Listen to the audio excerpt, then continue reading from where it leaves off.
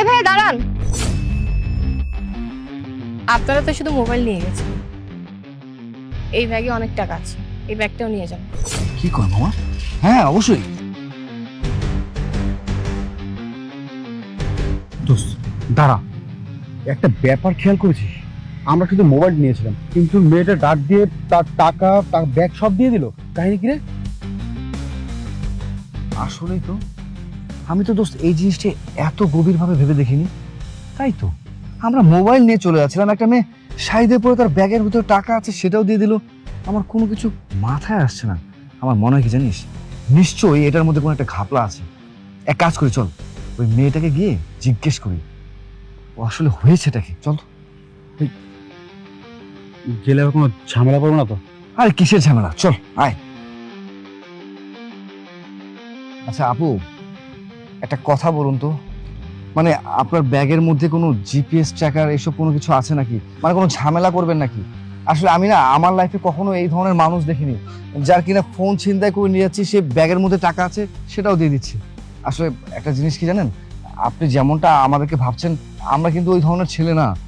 আমি একটু টাকা পয়সা ক্রাইসিসের মধ্যে ভুগছি।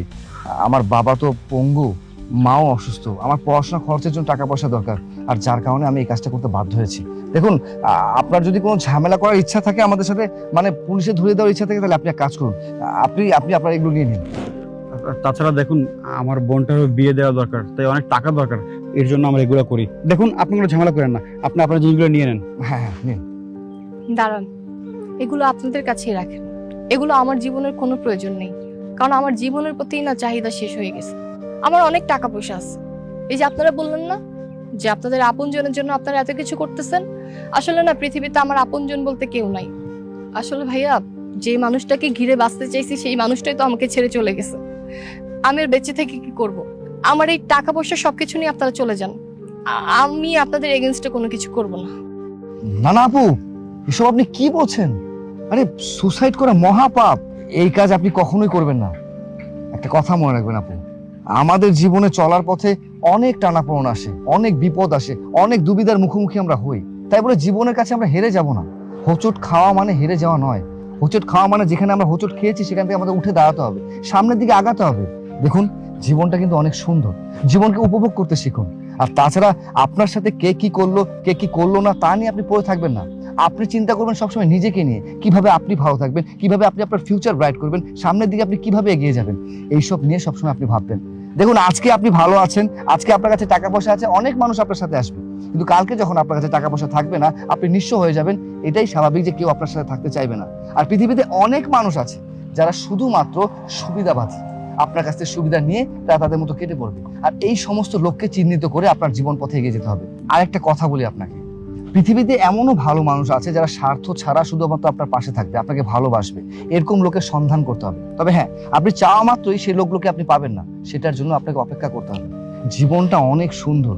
আজকে আপনি আত্মহত্যা করতে যাচ্ছেন, এটা না করে আপনি এক কাজ করুন, আপনি হাসপাতালে যান। হাসপাতালে গিয়ে দেখুন কত মানুষ বাঁচার জন্য আকুতি করছে, মৃত্যুর সাথে পাঞ্জা লড়ছে, আল্লাহর কাছে প্রত্যেকটা মুহূর্ত তার জীবন ভিক্ষা চাইছে। আর আপনি আল্লাহর দেওয়া সেই জীবনটাকে নিয়ে ছিনিমিনি খেলতে যাচ্ছেন, আত্মহত্যা করতে যাচ্ছেন। এই কাজটা কখনোই করবেন না। সঠিক সময় এবং সঠিক সুযোগের অপেক্ষা করবেন। আর আপনার তো কাছে তো অনেক টাকা পয়সা আছে, তাই না? আপনি এক কাজ করুন, এই টাকা পয়সা সেই স্বার্থপর লোকগুলোকে না দিয়ে আপনি কোনো গরিব অসহায় দুস্থদের মাঝে বিলিয়ে দেন। দেখবেন তাদের দোয়ায় আপনার জীবন অনেক সুন্দর হয়ে গেছে। জীবনটা অনেক সুন্দর, তাকে উপভোগ করতে শিখুন। ভাইয়া, আপনারা একদম ঠিক কথা বলেছেন। আমি এভাবে কোনোদিনও ভেবে দেখি নাই। আজকে আপনারা যদি আমাকে না বলতেন, আমি তো জানতামই না জীবনের মানে কি। আমাকে ছেড়ে যে চলে গেছে তার জন্য কেন আমি আমার জীবন বিসর্জন দিব? আমি বাঁচবো, আমি এই সুন্দর জীবন উপভোগ করব। আর এই যে গরিব অসহায় লোক আছে না, তাদেরকে আমি সাহায্য করব। আল্লাহ তাআলা যেহেতু আমাকে এত টাকা পয়সা দিছে, আমি তাদের মধ্যে আমার টাকা পয়সা বিলায় দিব। আর শোনেন, আজকে থেকে আমি মনে করব আপনারা দুইজন আমার ভাই, কারণ আমার তো পৃথিবীতে কেউ নাই। আর যেহেতু আমার অনেক টাকা পয়সা আছে, অবশ্য আমার কোম্পানির নামও আপনারা শুনছেন, সোমাইয়া গ্রুপ অফ কোম্পানি। আপনারা কালকে সকালে আমার অফিসে চলে আসেন, আমি আপনাদেরকে জব দিয়ে দিব। আপনার বাবা মার সেবা আপনি এখন থেকে করতে পারবেন। আর আপনি আপনার বোনের বিয়ে নিয়ে কোনো চিন্তা করেন না, আমি নিজে দাঁড়িয়ে থেকে আপনার বোনের বিয়ে দিব। ঠিক আছে আপু, তাহলে আপনারও এই জিনিসগুলো আমাদের দরকার নেই, আপনি এগুলো রাখুন। আচ্ছা ঠিক আছে, তাহলে কালকে সকাল সকাল চলে আসেন। ঠিক আছে, আমরা তাহলে আসি।